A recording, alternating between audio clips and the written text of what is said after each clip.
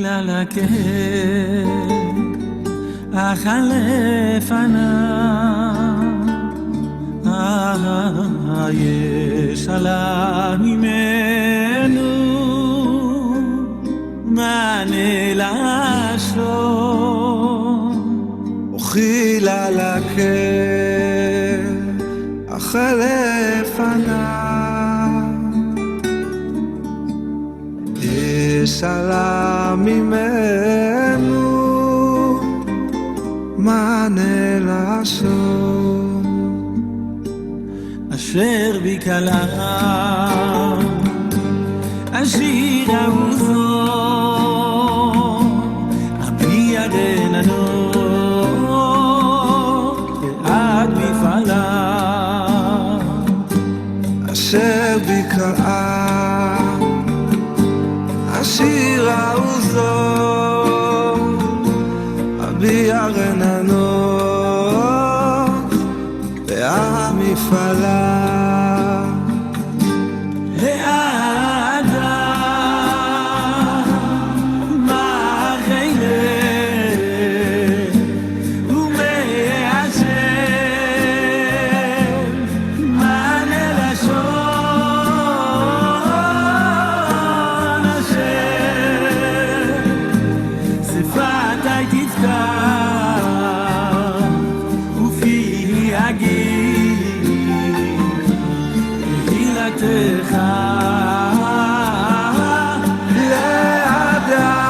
לאדם מה חלם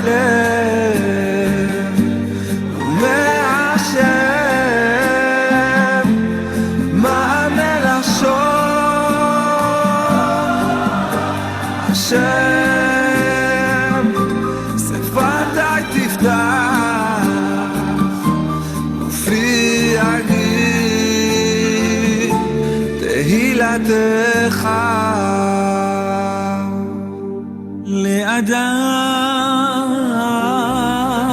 לאדם מערכי ילד ומהשם מענה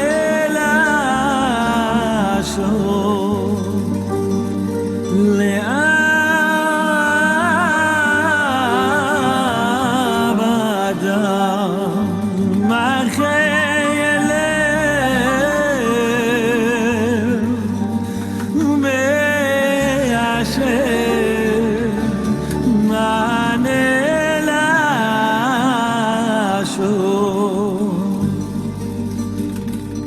השם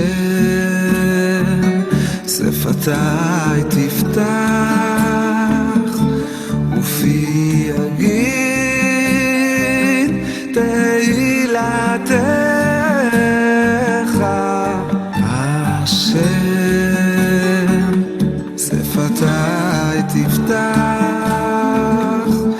ופי אגיד תהילתך.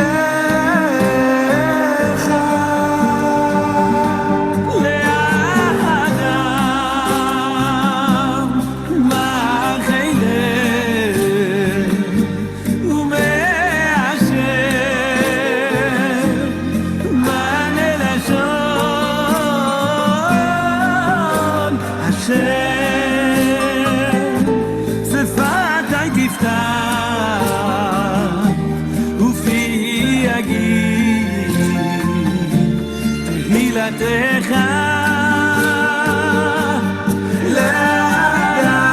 לאדם מה חלם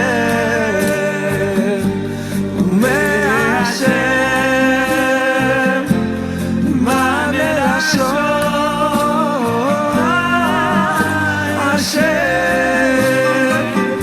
שפתי תפתח ופי אגיד תהילתך.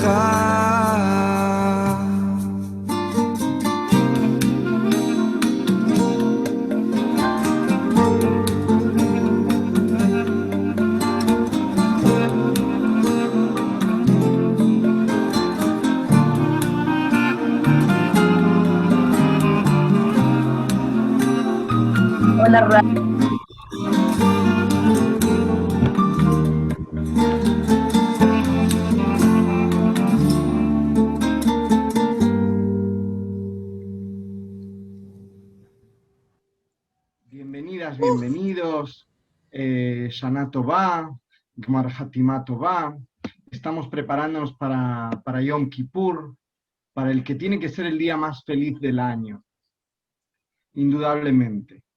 Y esto tal vez lo podamos afrontar, o esta conversación la afrontaremos en alguna ocasión, pero hoy quería comenzar con una idea que establece un vínculo entre la Haftará del libro de Shmuel que vamos a estudiar y este día de Yom Kippur, este día tan importante, estas semanas en las que nos conducimos o en las que tratamos de reflexionar con mayor intensidad, si cabe, y que son acompañadas por tefilot muy especiales, por oraciones muy especiales. Y yo quería traeros una que llama mucho la atención, que es una tefilá que lleva adelante o que enuncia el Sheliach Tzibur cuando va a comenzar el Seder HaAvodá en Musaf, tanto en Rosh Hashanah como en Yom Kippur. Y fijaos lo que pide. En Dios deposito mi esperanza, su presencia imploro. Le pido que me conceda la capacidad de expresión para que pueda cantar su magnificencia entre las multitudes aquí congregadas, para que mi lengua prorrumpa en cánticos, loando su maravillosa creación, pues es el hombre el que prepara su mente, mas es Dios el que concede la elocuencia. Adonai, Sefatai Tiftach, abre mis labios, Ufiyagite y la teja, y mi boca pronunciará tus lores. Acepta mis palabras y la meditación de mi corazón. Adonai, mi protector y mi redentor. La interpretación, la traducción es la traducción que conocéis del Machzor del rabino Marcos Edry.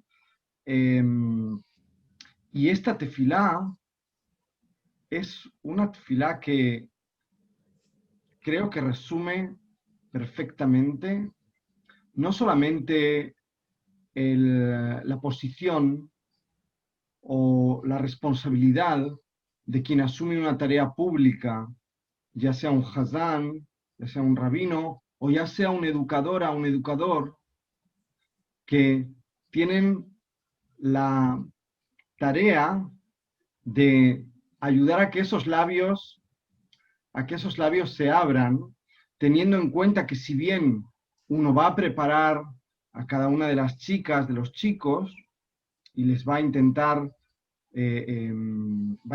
favorecer el acceso a la información, el acceso al conocimiento en ellos, también hay una limitación. Como dice, el hombre prepara su mente, pero no es la persona quien concede la elocuencia. Y cada persona, cada una de las chicas y los chicos va a tener unas capacidades, y vosotros vais a trabajar también con todo eso. Así que quería comenzar con Ojil Alael, para que lleguemos a comenzar a conocer levemente, por un momento, a Shmuel. Shmuel, el profeta.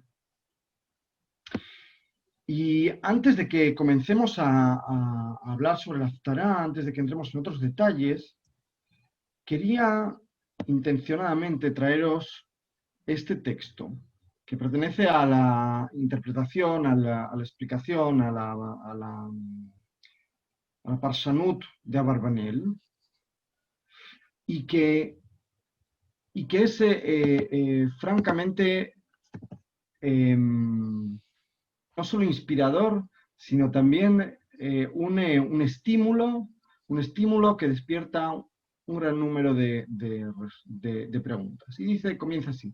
Dijo Yitzhak Abarbanel, he visto como adecuado comenzar la explicación, la interpretación de este libro, el libro de Shmuel, con dos cuestiones, o elevando dos cuestiones, que me parece que son importantes, que abarcan a la globalidad del libro, ¿okay? Del texto.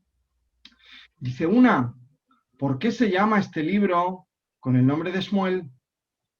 Dice, no se nos ha dicho que fue escrito por el propio Shmuel, ¿ok? Tal y como nos dicen nuestros sabios en Baba Batra. Dice, y además, lo habitual sería, por una parte, que el libro esté bajo la denominación de la persona que lo escribió, y dice, o de otra forma. Y así, de esta forma, sucede también que a veces la propia persona que escribe el libro no es mencionada en el título, como puede suceder con el libro de los Shofetim. Dice que lo escribió Shmuel. O el libro de Melahim, que lo escribió Yirmiyahu.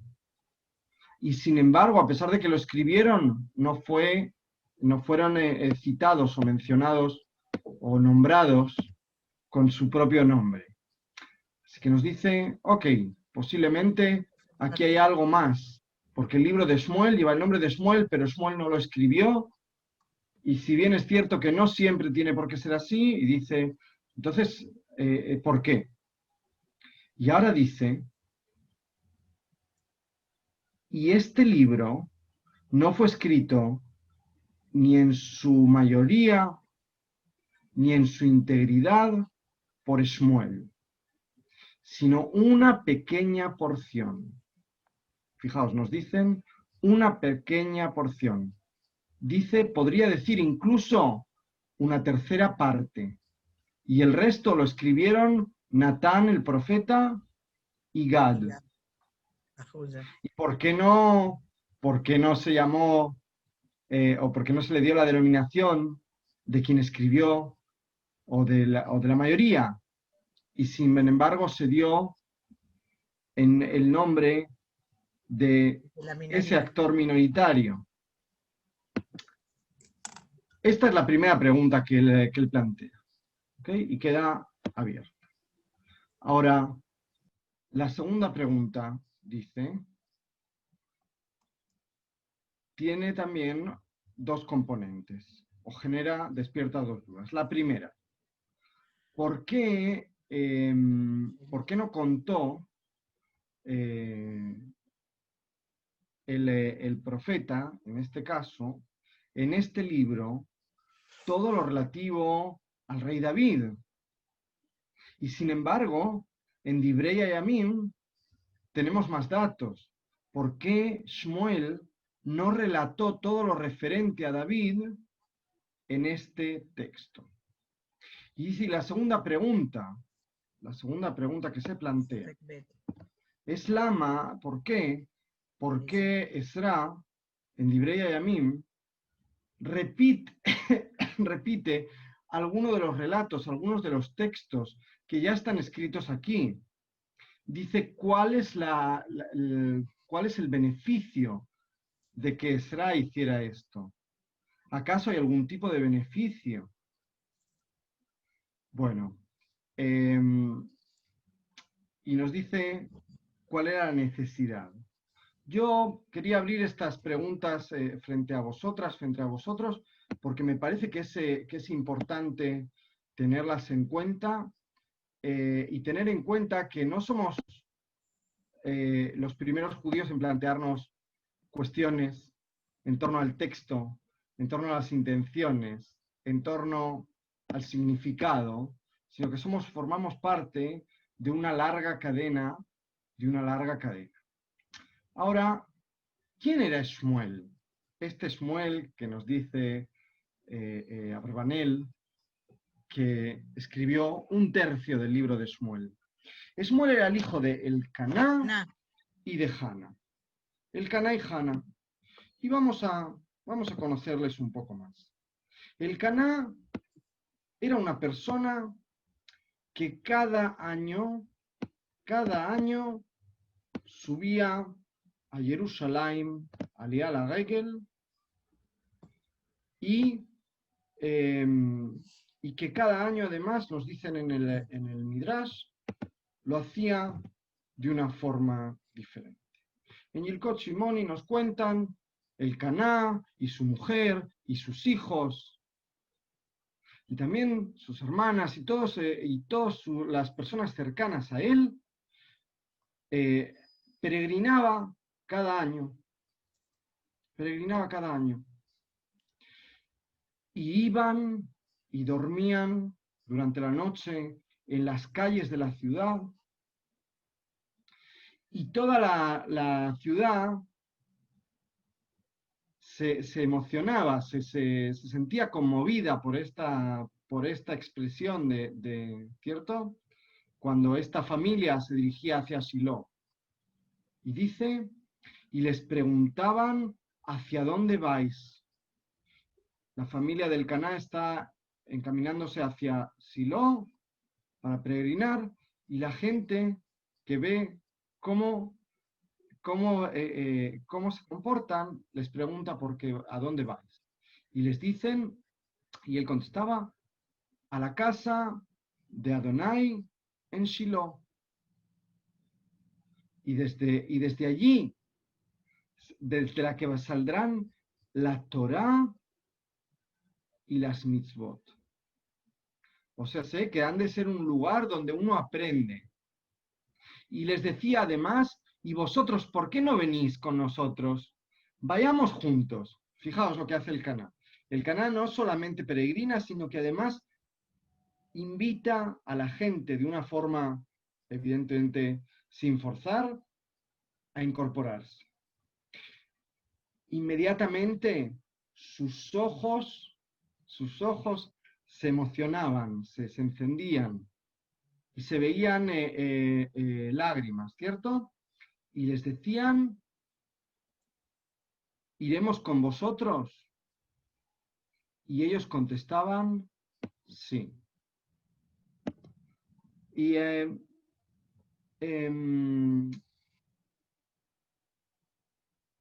cada año se incrementaba el número de personas que iban. Decían, en este año 5, al año que viene nos dicen 10, hasta que todos peregrinaban gracias a ese ánimo que les inspiraba el Caná. Y a través del camino, por el camino por el que subía este año, por el que peregrinaba este año, no peregrinaba al año siguiente. Fijaos, el Caná no iba insistiendo cada año en el mismo sitio, sino que lo que hacía era caminar por muchos diferentes caminos. Así que este año subía por un camino, al año siguiente por otro, hasta que todos subían Olim la Regel con él. Y le dijo el creador del mundo, o el santo bendito sea, a Elcaná, tú has de alguna forma ayudado al pueblo de Israel a que se sitúen en la balanza, en el lado del Zhut. Y les has enseñado las mitzvot, los has educado en las mitzvot.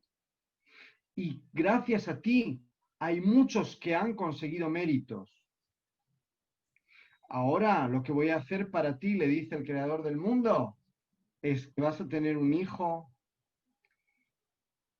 que va también a hacer esto mismo, que va a conseguir que el pueblo de Israel compre sus, cuando digo compre me refiero a adquiera estos zhut, que les va a enseñar mitzvot, y por lo tanto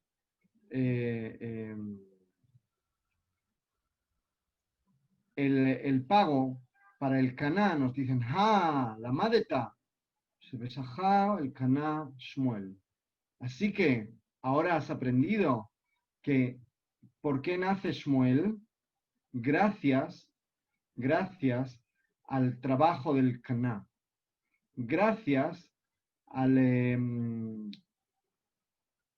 espíritu que el Caná impone en sus acciones, Shmuel aparece. Ahora, fijaos,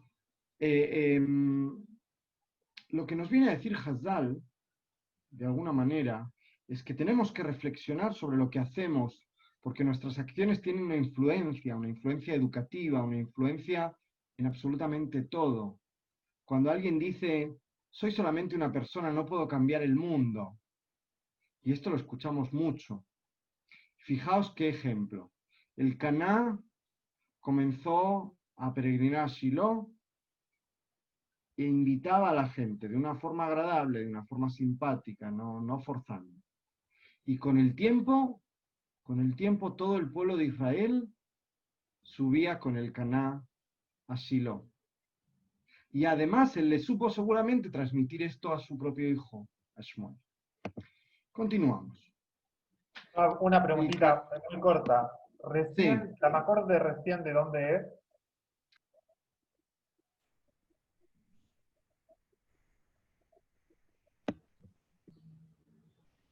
¿Me escuchaste?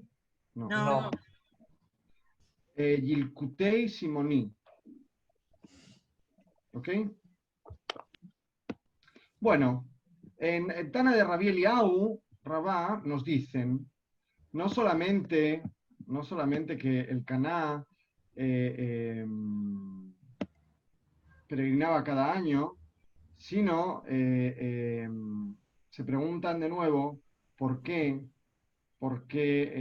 tuvo el privilegio, el zhut de que Shmuel fuese su hijo. Dicen, en el tiempo en el que Dios, en los cielos, le dijo a Hizkiyahu que se iba a sanar, ¿os recordáis de este relato que ya habíamos traído? Cuando le dice a Hizkiyahu, te vas a recuperar, gracias o como recompensa a tu tefilá,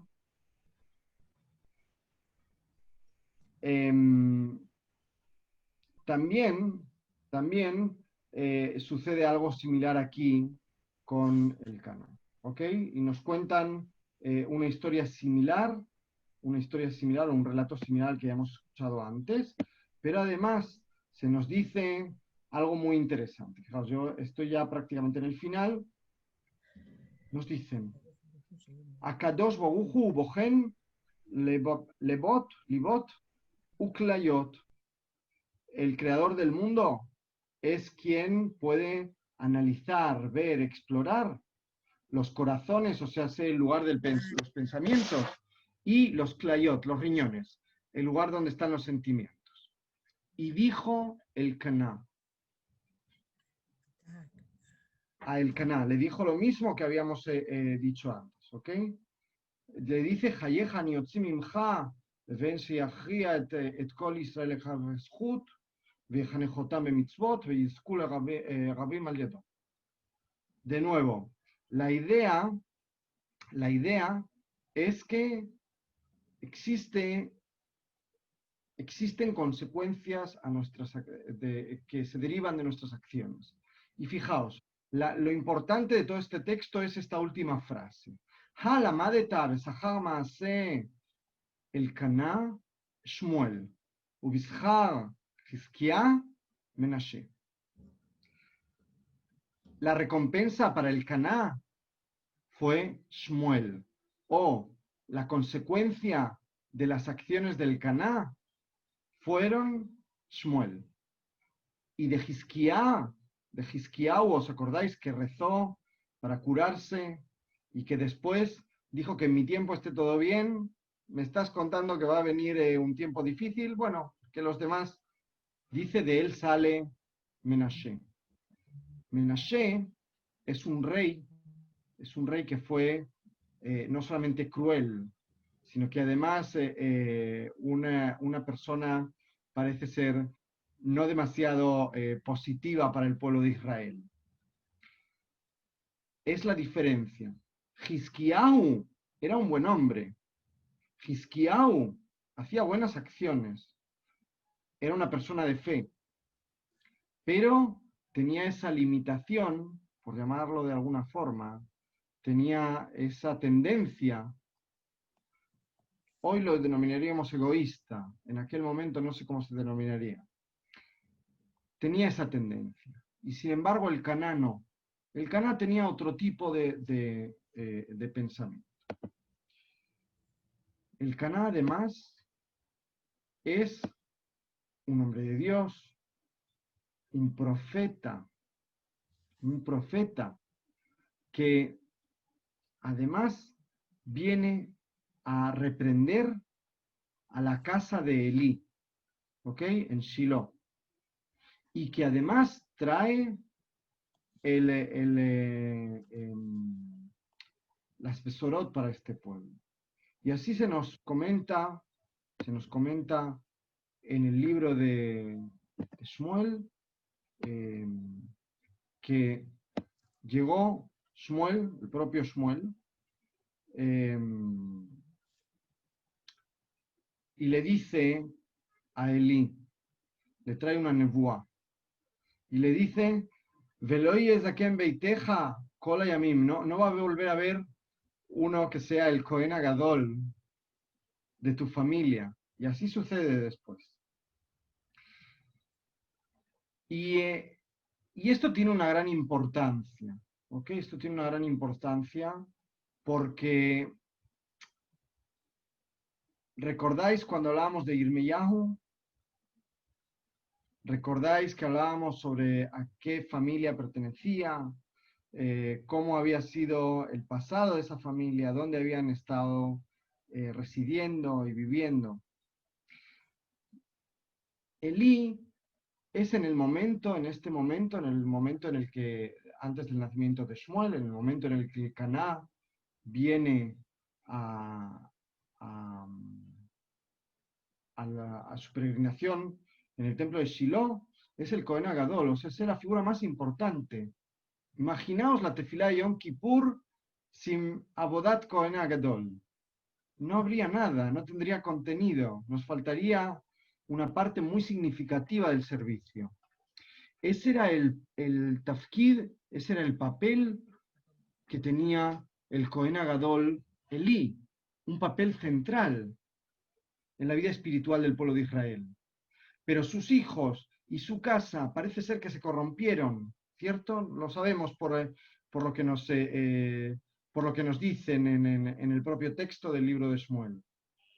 Y lo que le viene a decir Shmuel, fijaos cómo continúa la nebuá, dice, Veakimotili Kohen Neeman, y voy a nombrar un Kohen que sea fiable. No un Cohen que se aproveche de su estatus, como estaban haciendo los hijos de Elí en aquel momento. Ahora bien, el Caná, según nos dicen en el Sefer Shmuel, es de Efrat, ¿ok? El área denominada Efrat. Pero en Divrei Hayamim nos dicen que el Caná es un descendiente de la tribu de Leví. Nos dice de Benei Leví, dice tenemos el Caná, y también en Benei Leví tenemos a Shmuel, al propio Shmuel. Así que nos están dando un dato muy importante. Shmuel no era Cohen, a diferencia de otros profetas que hemos visto. Shmuel era un Leví. Y aquí vemos, por lo tanto, un tipo de liderazgo que ya en la propia pertenencia o en la propia descripción familiar nos da una pista de cómo ha de ser ese liderazgo. Un liderazgo de apoyo. Y fijaos, ¿qué es lo que hace Shmuel? Shmuel Mamlich. Shmuel es la persona que unge tanto a los reyes. Y es lo que él viene a hacer y los acompaña también. Es muy interesante su posición y su tarea. Ahora, Shmuel también es el hijo de Haná, y esto no nos lo podemos olvidar. Hannah es tratada en el texto a veces no con demasiada justicia, ¿verdad? Trata de borracha.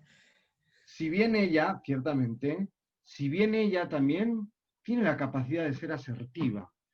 Y aquí tenemos un modelo muy positivo, el modelo de Hannah.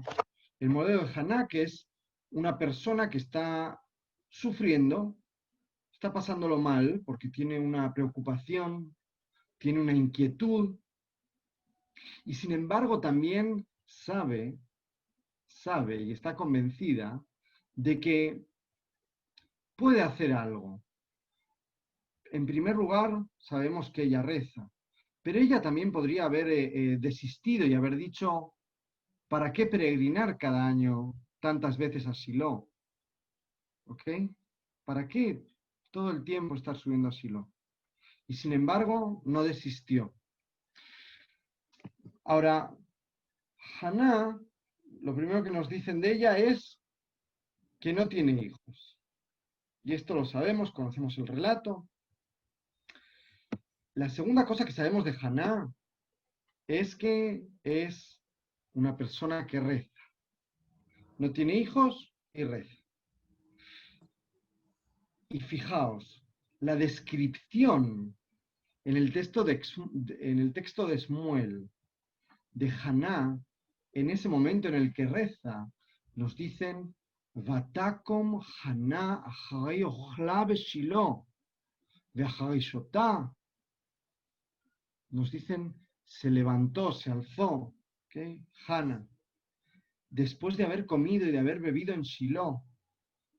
Y Elí, el sacerdote, está sentado en la silla que está junto a la entrada del Ejal y dice Vehimarat Nefesh. Su alma está llena de amargura. Está llena de amargura, pero sin embargo, Vatit Palel al Adonai, y le rezaba a Dios. Ubajó tifke, y lloraba. Esta expresión ubajó tifke la hemos visto también cuando hablábamos del templo, de la destrucción del templo, si recordáis. Y lloraba, bajó tifke, nos lo dicen 2 veces incluso, ¿ok? Es como lloraba Amargamente. amargamente, desconsoladamente, por la amargura de su corazón. Y entonces hizo un neder, se comprometió a algo. Y dice, voy a dedicar este chico, si nace, durante toda su vida va a estar dedicado a Dios. Y continúa Hannah rezando, y Elí, dice, la ve de alguna forma. Y ella habla en su corazón, sus pensamientos. Fijaos hasta qué punto el pensamiento de la persona genera también una influencia en la realidad, ¿cierto? Aquello que nos dicen de Machshavá meyatzeret metziut, el pensamiento condiciona la realidad. Dice, ella en su corazón está rezando, está hablando en su corazón, y solamente sus labios se mueven levemente, y su voz no se escucha. Y entonces es cuando nos dicen, Elí pensó que estaba borracha, si bien no lo está. Ahora, en Masejet Berajot aprendemos cantidad de cosas sobre la tefilá, y una de ellas es cuántas cosas aprendieron nuestros sabios sobre la tefilá, sobre la amidá, ¿ok? Porque sabéis que en la lengua de Hazal, de los sabios, del Talmud, cuando se habla de tefilá, solamente nos referimos a tefilat Shmona Esrei, a la amidá, ¿ok? A la tefilá del Ahash. Y nos dijeron nuestros sabios, o repetían nuestros sabios, quien reza debe enfocar su corazón, debe dirigir su corazón hacia el cielo. Y entonces todo esto, ¿de dónde lo aprenden? Dicen, hay una baraita que dice, que dijo Rabbi Yehudá, así era la costumbre de Rabbi Akiva. Cuando rezaba en público, trataba, o cuando él era el Sheliach, ¿cierto? Trataba de no, cuando rezaba con la gente, con su comunidad, él trataba de rezar de una forma más corta, más concreta, más concisa, y de una forma también muy inspirada.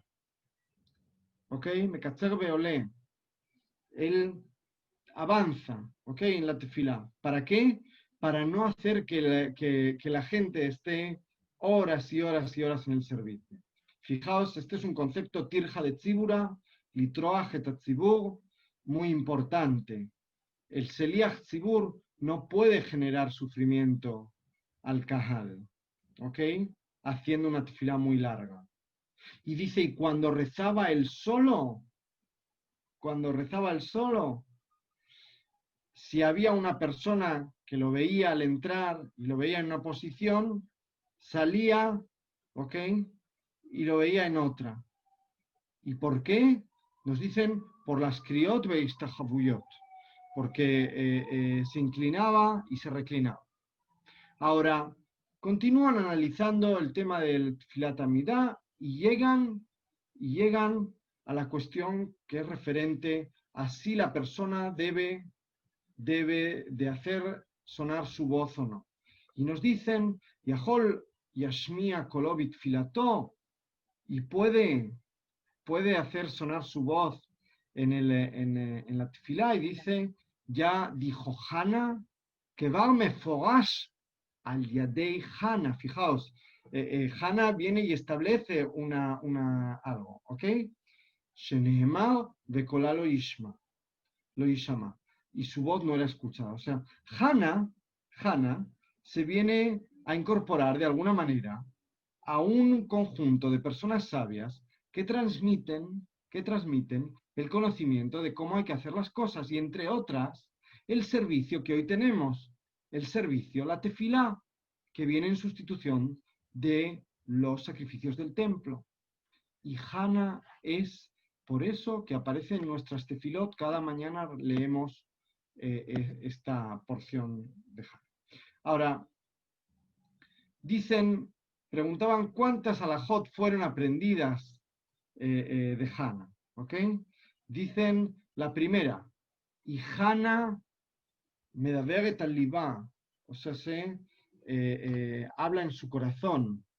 De aquí que quien reza tiene que orientar su corazón. Dicen, Rafesh fatea naot, solamente se mueven sus labios. Y de aquí, nos dicen en Masejet Brajot, que el que está rezando lo va a hacer utilizando también sus labios. Pero su voz no era escuchada. Y de aquí que está prohibido que levante la voz en la tefilá. Y fijaos lo último que nos dicen, cómo interpretan la cuestión de si Hana estaba borracha o no estaba borracha. Nos dicen que pensó Eli que estaba borracha, y dice, de aquí aprendemos que está prohibido que el borracho rece. Y yo creo que queda una pregunta abierta en este sentido, ¿por qué? ¿Por qué? ¿Ok? Y bueno, aprenden algunas cosas más. Nos dicen además sobre el libro de Shmuel. El libro de Shmuel, recordáis que hablábamos en nuestra última clase en la penúltima clase. Sí. Una pregunta antes de que te vayas a lo que vas a explicar ahora. ¿Por qué el pensamiento de que estaba borracha? ¿Hay algún midrash? Bueno, primero el texto lo menciona, ¿no? Ciertamente, se dice, Elí pensó que ella estaba borracha. Claro. Los sabios saben que ella no estaba borracha. En el texto en hebreo está muy claro que ella no estaba borracha. Pero, ¿de dónde viene esto? Elí observa a una persona que hace algo que no es algo que parece ser que se hubiera hecho habitualmente en aquella época. ¿ok? Es una época en la que todavía predomina, perdón, es la época del predominio del servicio en el templo, del servicio tal y como lo conocemos leyendo los textos de Yom Kippur o los textos de los sacrificios. No existe todavía un servicio centrado en las palabras. La palabra. Por lo tanto, cuando Elí ve a Haná, dice, ¿qué está sucediendo aquí? Debe de estar borracha porque acaba de comer y acaba de beber. Pero fue un Claro, pensamiento de él, ¿ok? No es algo que nadie más haya apuntado. Ahora, retornando a esta idea del qué es lo que está sucediendo en el contexto. Por una parte, fijaos, está el Mishkan en Shiloh. Y la gente viene a Shiloh a ofrecer sus sacrificios y ahí está el servicio. Por otra parte, ha concluido la época de los jueces. Se terminaron los sofetim. Y Shmuel va a abrir paso a una nueva época. A una nueva época. Fijaos, Elí, de alguna forma, es el continuador de Shimshon, ¿ok? Con respecto a lo que es la Anagar, con respecto a lo que es el liderazgo del pueblo. Y Shmuel va a tomar el relevo. Pero Shmuel va a tomar el relevo para establecer otro nuevo tipo de liderazgo en el pueblo de Israel. Un liderazgo que además es solicitado por el pueblo. Esto lo tenemos también en la Torá. Entonces termina la época de los Sofetim. Además, se produce el Jorbán del Mishkan Shiloh. Es destruido el Mishkan en Shiloh.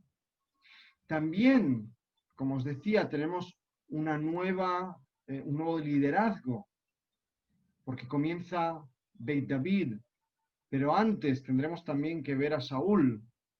Ambos reyes fueron ungidos, fueron coronados por Shmuel. Y además, fijaos lo que nos espera. Tenemos Beit David y ¿quién viene después de David? Shlomo. Y Shlomo va a construir el Beit HaMikdash. No sin que antes veamos el Aarón Abrit pasar de un sitio a otro y sufrir algunas peripecias. Ahora, Shmuel fue de alguna forma santificado o entregado al creador del mundo, al servicio del creador del mundo, debido a la promesa de su madre, en un principio, ¿cierto? Pero parece ser que después Shmuel nos demuestra que él continúa con esta devoción, pudiera ser tal vez en función del miedo que siente hacia las personas. Y así nos dicen que Shmuel Itnazeo, o sea, sé que no bebía vino, etcétera, etcétera. Y dice, nos comentan en Masejet Nazir que no había o no sentía miedo, ¿ok? Debido a esta condición de él. No tenía miedo. Y decía, a diferencia de Shimshon, que a él sí se decía que temió. Y dice, también en el caso de Shmuel se dice Moá. Y dice, ¿cuál es la diferencia entre la utilización de este término Mogá en Shimshon, que también era Nazir? También en Shmuel, ¿cuál es la diferencia? Dice nos dicen, solamente hay un tipo de temor, que es el temor a las personas de carne y hueso. Y le dice, ¿acaso no está escrito? ¿Cómo voy a ir a hacer esto? Y va a escuchar Shmuel y tal vez me mate y me asesinará. Cuando Shmuel se ve, no Shmuel, perdón, Saúl, cuando Shmuel se ve en la situación de tener que coronar, buscar un nuevo rey para Israel, porque Saúl parece ser que no cumple con los requisitos, y dice, ¿cómo voy a hacer esto? Si se entera Saúl, me va a matar.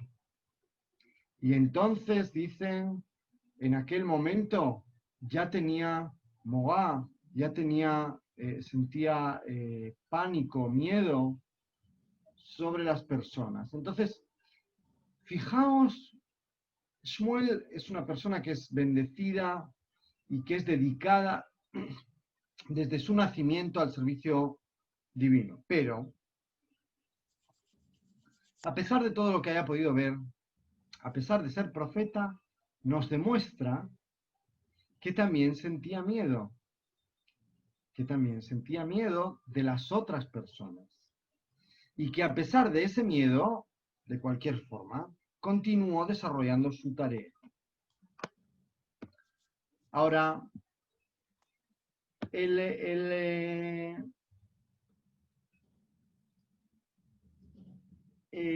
propio Shmuel también tiene un proceso de aprendizaje que no es corto, ¿ok? Y cuando le es entregado, recordáis que hemos hablado antes sobre esa profecía que él le transmite a Elí de que su casa va a ser, su familia no va a estar en la Kiuná Gedolá. También en Shmuel podemos escuchar ese miedo. Y fijaos, se nos lo describe aquí en el primer capítulo, en el tercer capítulo, perdón, como un joven, un adolescente, Benao Shmuel, Mesharet Adonai Lifnei Eli. Y el joven Shmuel era quien servía a Elí, a Adonai, debajo, digamos, junto con Elí o al servicio de Elí, de alguna forma. Y dice, le llamó Dios y le dice Shmuel, Vayomer Ineni, estoy aquí, como dice también Abraham Avinu. Vayagotz el Elí, Vayomar, Ineni, Kikaratali. Fijaos, no solamente Dios llama a Shmuel, sino que también Elí reclama a Shmuel. Y a los dos les dice, Ineni. Y después Elí se queda dormido, porque le dice, no te he dicho, ¿ok? Y de nuevo Dios, así comienza la profecía de Shmuel, de nuevo Dios llama a Shmuel, y viene Shmuel, se levanta y va a donde está Elí, porque al fin y al cabo, él está sirviendo con él. Y le dice, estoy aquí porque me llamaste. Y le dice, no te llamé. Y se volvió a acostar. Y entonces de nuevo Dios vuelve a llamar a Shmuel y se levanta y fue a donde Elí y le dice, estoy aquí porque me has llamado. Y dice, Vayaben Elí ki Adonai kagal nao. Y comprendió Elí que fue Dios quien llamó al joven. Y fijaos qué interesante. Este profeta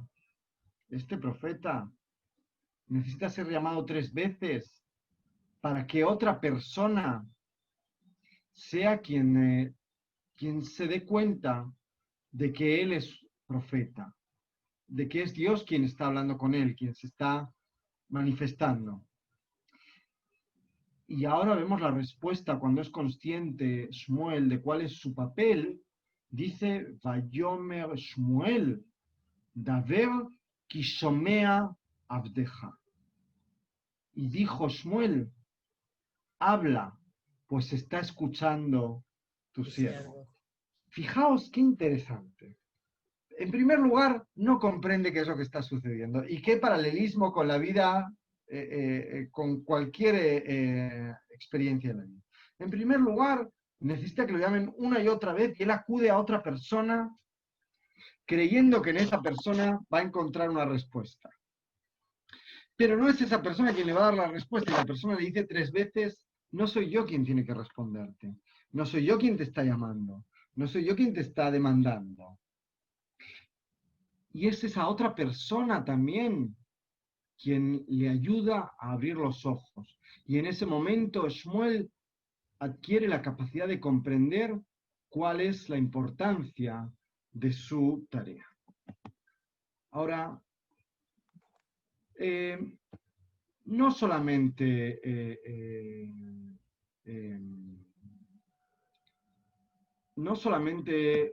Shmuel teme en Shiloh a Elí, ¿ok? Sino que es llamado a actuar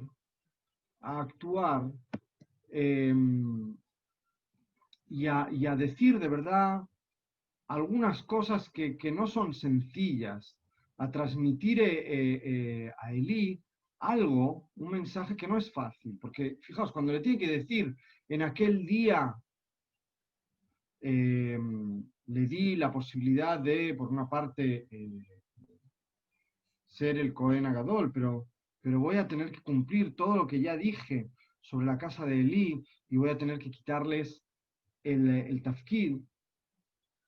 Entonces se nos dice que se fue a dormir Shmuel hasta la mañana y que se abrieron las puertas de la casa de Dios y tenía miedo Shmuel de decir todo lo que había escuchado a Elí. Entonces fue Elí quien llamó a Shmuel, diciéndole, Vayikra Elí et Shmuel, Vayomer Shmuel, Vení. Y le dice, Vayomer Vení. Fijaos, es una relación muy interesante, porque Shmuel tiene que darle una muy mala noticia a él. Pero teme en el momento que él ve a Elí físicamente, viene dispuesto, ¿no?, a hacer su trabajo, cumplir con su obligación. Pero cuando tiene que hacerlo a la hora de la verdad, se presenta ante él y dice, me da miedo. Ahora que lo estoy viendo delante, me genera respeto. Pero y sin embargo, es Elí, aun sabiendo de alguna forma que puede ser que venga a decirle algo que tal vez no le vaya a gustar, le dice Shmuel. Y le dice, Shmuel, hijo mío. Y Shmuel le dice, aquí estoy. Ahora, es una persona mayor a la que una persona que está a su cargo, que está a su servicio, viene a decirle, a informarle de algunas cosas. Y sabe que tal vez esas cosas no son cosas que sean positivas. Y aún así tiene la capacidad de escucharlo. Fijaos en la posición de cada una y cada uno de vosotros o de nosotros. Cuando tenemos un puesto de una cierta responsabilidad, o cuando alguien tiene un puesto de responsabilidad sobre nosotros, pensemos cuántas veces hemos visto abrirse esa puerta y hemos entrado y hemos visto la imagen de la persona. Y cuánto hemos podido llegar a temer decirle lo que realmente nos parece que hay que decir. Y pensemos en quiénes han sido aquellas personas que, cuando hemos llegado a esta situación, nos han dicho, hija mía, hijo mío, dime, ¿qué está pasando? Aunque me duela. Y así hace Shmuel. Vayagedlo Shmuel et kol advarim. Y le dijo Shmuel todo lo que le tenía que decir. Una pregunta, pero ¿Adonai no se lo había advertido antes a Elí, de alguna manera? Sí, pero Shmuel tiene que volver a transmitir. Claro, porque yo digo capaz que Elí, advertido de alguna manera, capaz que tenía curiosidad si eso se iba a cumplir o no, y Shmuel venía a decirle justamente eso. Elí es también consciente de lo que está sucediendo en su casa. Claro, claro. Bueno, entonces, bueno, al final sabemos que Shiloh es finalmente destruido. De cualquier forma, aquí esa mala noticia que Shmuel se ve forzado a transmitir nos hace reflexionar también sobre muchas otras cosas. Ahora, tenemos también que Shmuel viene a ser el heredero de Elí y de también sus hijos. Es el sucesor, en vez de ser los hijos, es Shmuel quien sucede. Y se nos relata el fallecimiento de los hijos de Elí, precisamente porque llevan a cabo acciones o cometen abusos, ¿ok? Y además, porque cuando salen los hijos de Israel, tal y como se nos describe aquí en el capítulo 4 del primer libro de Shmuel, a la guerra contra los Plistim, dicen los ancianos de Israel, vamos a tomar en Shiloh el Arón Abrit, el arca, y vamos a llevarlo en la lucha, porque así se acostumbraba en aquella época, ¿ok? Contra nuestros enemigos. Y fijaos, si recordáis lo que sucede en este caso, es que es sustraído el Arón. El Arón. Y se nos dice, después de que todo esto sucede, que también Honfi y Pinehas son secuestrados con el Arón. Y tienen en ese momento 98 años Elí. Y no ve bien. Y fijaos, venir a decir a Elí, a contarle esta noticia. Y no solamente eso. Elí escucha que nos dicen, Vayishma Elí et kol hatzeaka. Y se pregunta, ¿qué es este grito? ¿Qué es este grito? ¿Qué es lo que está pasando al pueblo? Imaginaos la pérdida que supone el tener que separarse, el alejarse del Arón Abrit. Y cuando recuperan el Arón Abrit, cuando es secuestrado, disculpad, el Arón Abrit, lo que sucede es que esto supone un dolor inmenso y se nos cuenta cómo cae hacia atrás y cómo fallece en ese momento. Imaginaos el trauma nacional, ¿no?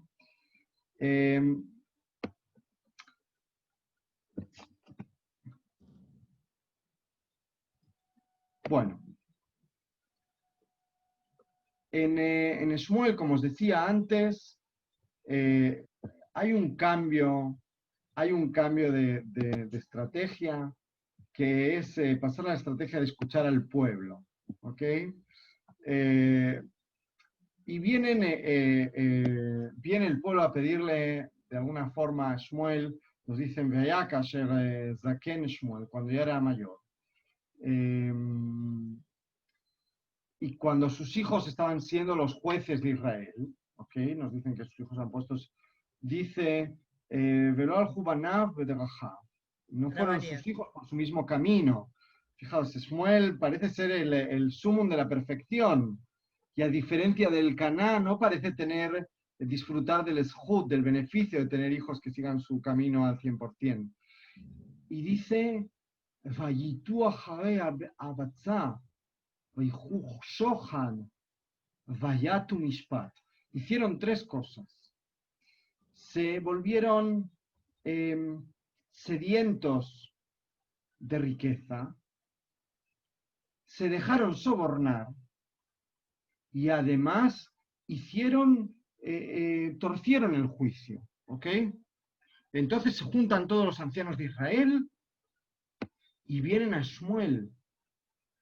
Y Shmuel ya conoce esta historia, porque la ha visto con la casa de Elí. Y nos dicen al final de este suceso, de este capítulo, Vayomer Adonai el Shmuel, Shma bekolam, le dice Dios a Shmuel, escúchame, te están haciendo una demanda, te están pidiendo que haya aquí un cambio. Escucha sus voces. Veimlachtalahem melech, y les vas a coronar, les vas a dar un rey. Y le dijo Shmuel,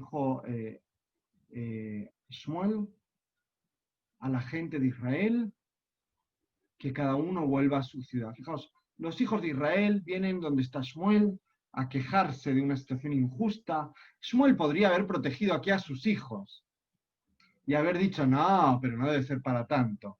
Podría haber estado ciego, como nos dicen que estaba Elí. No es una coincidencia que nos digan que Elí era anciano y que no veía, que sus ojos se habían oscurecido. En el caso de Shmuel, no sucede esto. Shmuel es anciano, pero Shmuel tiene claro que el bienestar de sus hijos, la voluntad de sus hijos, no puede sobreponerse a la voluntad del pueblo. Y por lo tanto, cumple con lo que Dios le está pidiendo. Bueno, Raf, pero se toma su tiempo porque, digamos, ¿no? Digamos que es la primera vez que se menciona que esto está sucediendo e inmediatamente él toma cartas en el asunto. O sea, no se demora demasiado, si hemos de ser justos. En el caso de Elí permite que sus hijos hagan todo lo que quieran, incluso tomar el Arón Abrit y llevarlo sin haber sido esta situación recomendada o recomendable. Llegan a perder el Arón Abrit, fíjate hasta dónde llegamos, ¿no? Y solamente cuando Elí se da cuenta del tamaño error que ha sido el no poner límites, como decía Rita al principio, entonces Elí se da cuenta de que demasiado tarde para corregirlo. Y es cuando Elí muere. Shmuel no. Shmuel solamente aquí empieza el verdadero trabajo de Shmuel. Yo creo que Elí a los hijos lo veía como una cosa Y perdida. buscar a David y situarlos en el trono. Sí, Gabriela. Yo creo que Elí a los hijos lo veía como una causa perdida, porque yo cuando leo la muerte de Elí, le apenó más lo del arca que digamos que la muerte de los hijos. No sé, creo que no fue ese el caso. Creo que lo que le sucede a Elí es que le apenó el haberse dado cuenta demasiado tarde de que estaba con su actitud dañando a sus hijos. Claro. Por lo tanto, sí le dolía por sus hijos, pero sí, solamente se hizo consciente de cuánto daño y cuánto mal estaba haciendo en aquel momento. Claro. Ahora, Shmuel, por lo tanto, pasa a ser el manig, el líder espiritual, que además es quien corona a Saúl. Pero continúa siendo profeta. O sea, se continúa aconsejando, continúa conduciendo. Tiene otro tipo de liderazgo. Y además, él es quien tiene que poner fin una y otra vez a regímenes que parecen no ir por el buen camino. Nos dicen de Shmuel, V'devarai lo ekim. Dice el creador del mundo que Shaul no cumplió con lo que se le había sido pedido. Y por lo tanto, Shaul no puede ser rey. Ahora, de nuevo, Shmuel, por segunda vez, si en la primera ocasión temía a Elí y a tener que darle aquella terrible noticia, en esta ocasión tiene que hacer lo mismo y estamos ante el segundo ataque de pánico, podríamos llamar, de Shmuel, cuando tiene que buscar y comenzar o entronizar a David. Además,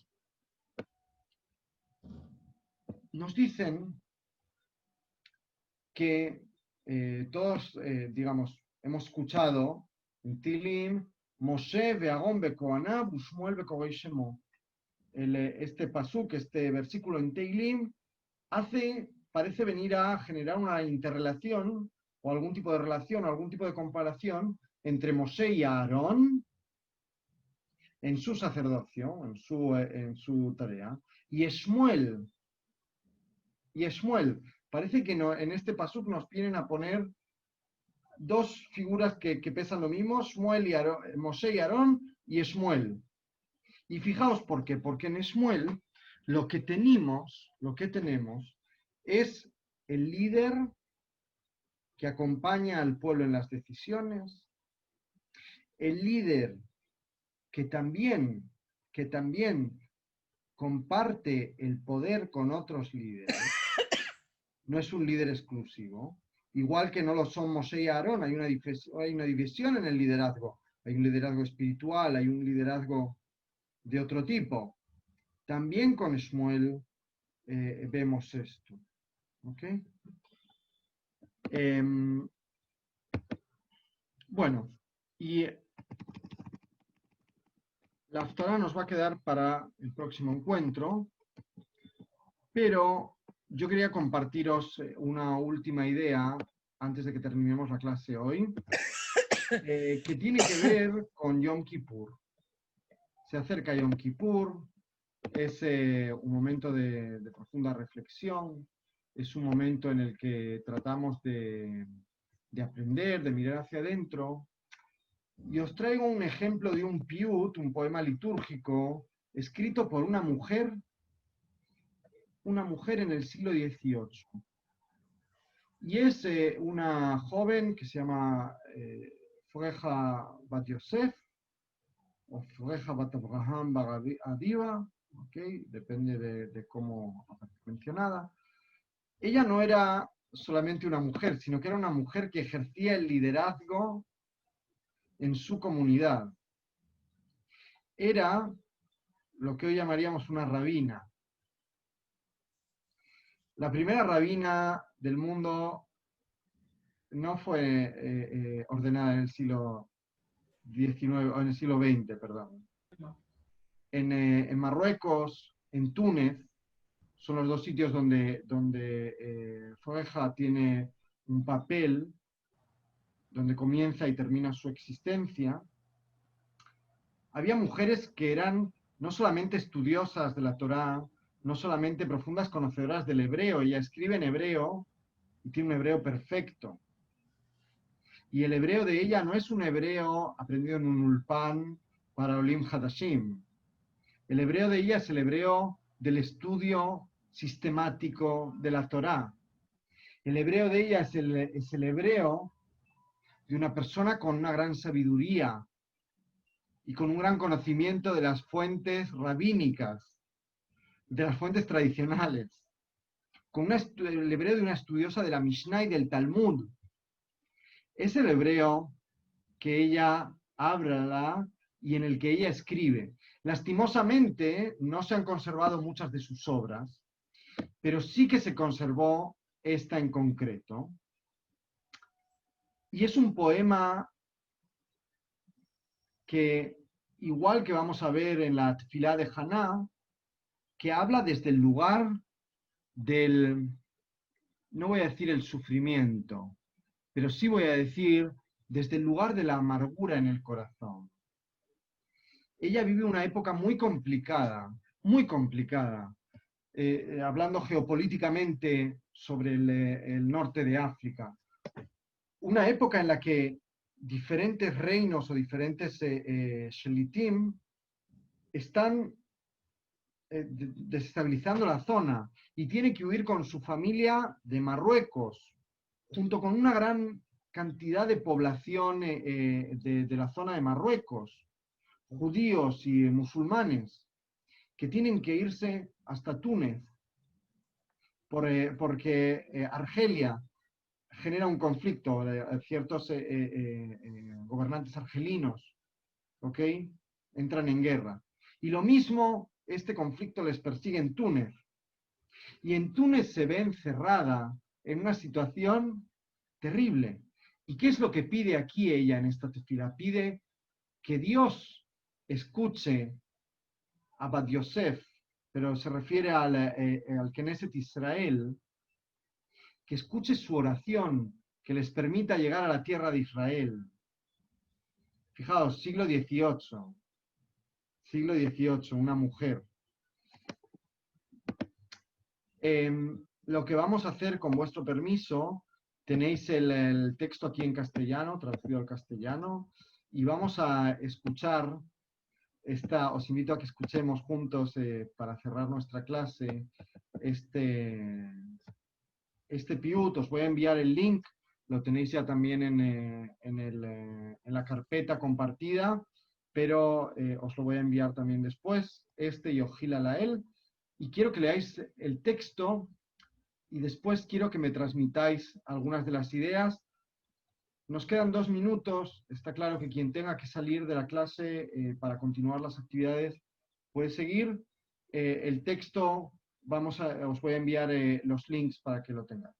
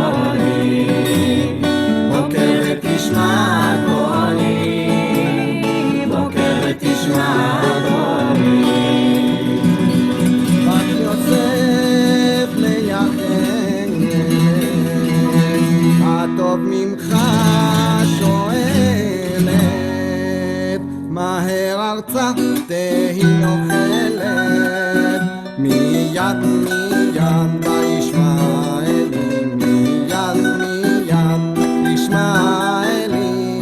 בוקר ותשמע קולי, בוקר ותשמע קולי.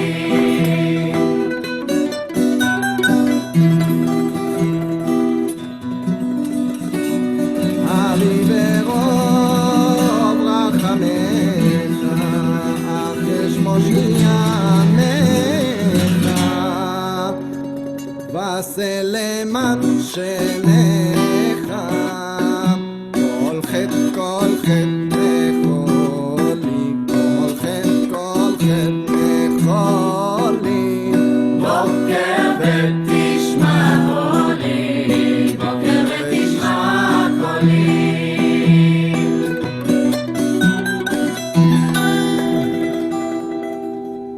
בורי רחל יחידתי, צורי חזק קהילתי, והעלני לארץ חמלתי, ואקטר לי. בתוך אביב מהר אלינו, רגלו ירים בעולנו, הפלך סליחה אלינו, וצפן זבוני. בוקר ותשמע קולי, בוקר ותשמע קולי, בוקר ותשמע קולי, בוקר ותשמע קולי, בוקר ותשמע קולי, בוקר ותשמע קולי, בוקר ותשמע קולי, בוקר ותשמע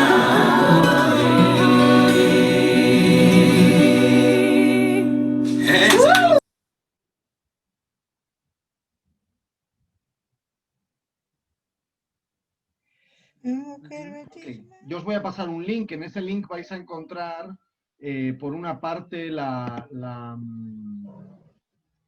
traducción del texto al castellano, y también vais a encontrar un poco de información sobre ella. Hay bastantes artículos sobre ella, artículos científicos, digamos, artículos académicos. Quisiéramos que hubiera más, pero no hay tanta información. Es una El figura nombre muy- era, como preguntaba Maro, Ella nació en Marruecos, pero como os comentaba antes, tuvo que trasladarse a Túnez, a Tunís. el nombre, Rab, tú lo has dicho. No llegué a anotar yo tampoco. Y desapareció en un ataque de los argelinos contra Tunís. Ella desapareció lamentablemente. Así que bueno, con este hermoso texto de Freja Bat Yosef, nos despedimos y os deseo Gemar Hatimah Tová y Tzom Kal a todas y a todos. Yo le puedo hacer una preguntita antes que nos despidamos.